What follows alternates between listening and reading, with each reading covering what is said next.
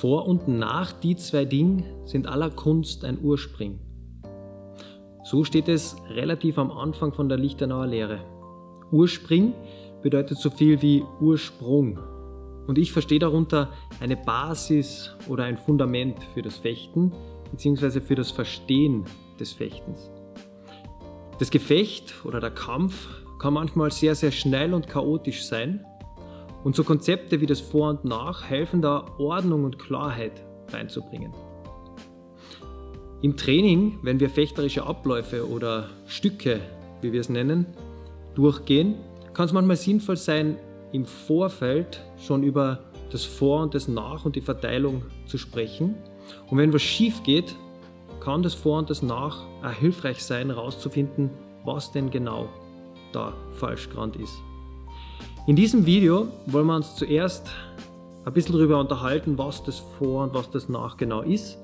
Und dann wollen wir uns an einem exemplarischen Beispiel anschauen, wie das genau auf ein fechterisches Stück passt.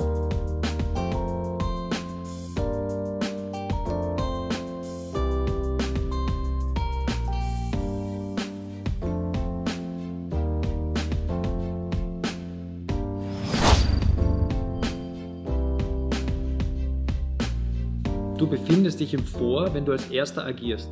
Du übernimmst die Initiative und setzt deine Aktion. Du fühlst dich frei, den Gegner zu bedrohen oder eine seiner Blößen anzugreifen. Du hast die Kontrolle über das Gefecht und steuerst, wo es hingeht. Auf der anderen Seite befindest du dich im Nach, wenn du nicht der Erste bist, der die Aktion setzt, sondern dein Gegenüber hat gestartet. Du fühlst dich bedroht, weil eine deiner Blößen angegriffen ist und weil du diese Gefahr verspürst, womöglich verletzt zu werden. Du kannst nur mehr reagieren auf das, was dein Gegenüber tut. Ein Bild, das oft verwendet wird, um das Vor und das Nach zu erklären, ist das Bild der Münze bzw. der zwei Seiten der Münze. Auf der einen Seite das Vor, auf der anderen Seite das Nach. Und dieses Bild behauptet, das ist ein schönes Bild, wenn du im Vor bist, dann ist der andere im Nach und umgekehrt. Aber das Bild ist auch ein bisschen problematisch, weil so eine Münze kann sich wahnsinnig schnell drehen und in der Realität ist es oft nicht so einfach. Ein anderes Bild, das mir vor kurzem gekommen ist, ist das Bild einer Straßenkreuzung. Und jedes Auto, das in diese Kreuzung einfahren mag, ist so eine Fechtaktion. Und jetzt können da auch Sachen passieren, wie dass zwei Autos gleichzeitig in die Kreuzung einfahren und in der Mitte zusammenstoßen. Also beide haben gedacht, sie sind im Vor und es kommt zu einem Unfall. Im Fechten nennen wir das einen Doppeltreffer. Oder es kann passieren, dass beide Fechter warten, also sie denken, sie sind im Nach. Das nennt man dann auch Umlauern und es passiert gar nichts. Und wenn wir dann ein geregeltes Fechtstück haben, also wo klar definiert ist, wer im Vor und wer im Nach ist, dann ist das Bild, das man verwenden kann, eine Kreuzung mit einem ganz klaren Ampelsystem. Jeder kriegt das Signal, wann er dran ist. Wenn das Fechten aber freier wird, dann nehmen wir dieses Ampelsystem weg und man muss dann genau schauen, wann kann ich da überhaupt sicher einfahren. Wann ist es besser, dass ich stehen bleibe. Und wenn es dann ganz schnell wird, also und das passiert oft im Turnierfechten, dass eine Aktion nach der anderen gesetzt wird, dann muss man dieses Bild der Kreuzung ein bisschen erweitern. Dann gibt es mehrere Spuren, dann sind da nicht nur Autos unterwegs und Laster, sondern auch Pferdefuhrwerke, Fußgänger und Fahrradfahrer. Und irgendwie probiert jede Aktion da irgendwie durchzukommen.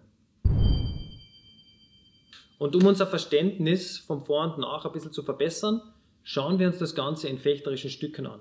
Ich habe dazu den Tom von Indes Wien hier, der mir als Fechtassistent zur Verfügung stehen wird. Als erstes schauen wir uns den Zornauer Ort an.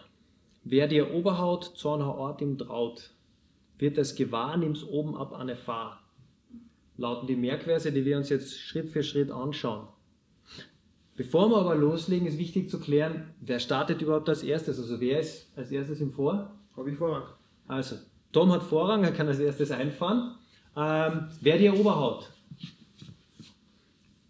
Tom schlägt mir mit dem Oberhau ein, er ist im Vor, ich bin ihm nach. Wenn das ein scharfes Schwert wäre, würde ich mich extrem bedroht fühlen. Ich bin gezwungen zu reagieren. Was hier im Zornauer Ortstück passiert ist, ich schlage hier einen Zornau von oben ran, habe damit das Nach ganz gut abgehandelt und bin jetzt selber frei, eine Bedrohung aufzubauen und mir das Vor mit einem Stich zu nehmen.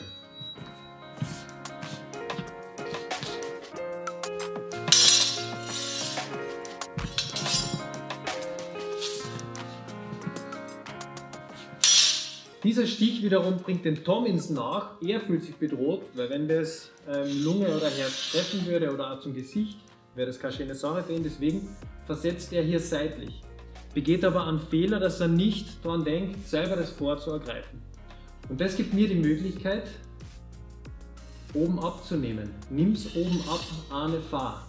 Und ihm auf der anderen Seite zum Kopf zu hauen und das Gefecht zu beenden.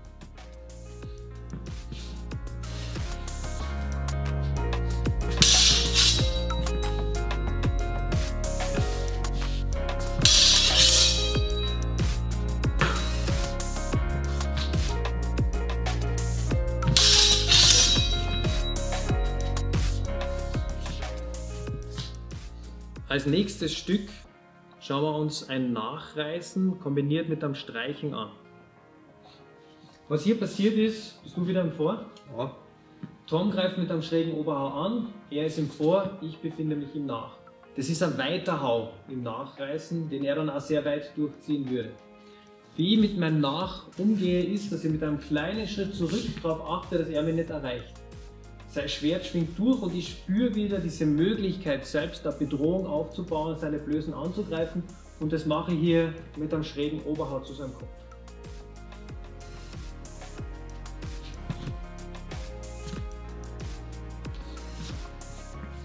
Tom hat das Vor, ich habe das Nach. Es wechselt, ich habe das Vor, und jetzt fühlt sich der Tom hier stark bedroht und reagiert mit einem Streichen, dass er meine Klinge hier oben abwehrt. Das wiederum gibt ihm die Möglichkeit, das Vor zu ergreifen und das Gefecht hier mit dem Hau zu beenden.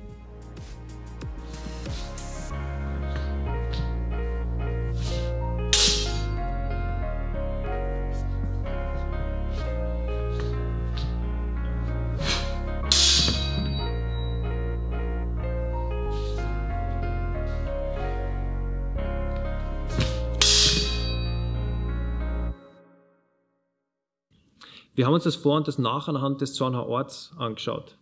Natürlich kommt es aber auch in allen anderen Fechtstücken vor. Und es macht Sinn, auch immer wieder zu schauen, wie verteilt sich das Vor und das Nach in den Stücken. Und wie geht es weiter? Das Vor und das Nach sind erst der Ursprung, der Anfang bzw. die Grundlage des Fechtens. Es geht weiter mit dem Indes, was so viel heißt wie gleichzeitig. Und in den Fechtbüchern wird das Indes als der Schlüssel zur wahren Kunst angesehen. Und wie genau das geht, schauen wir uns in weiteren Videos an.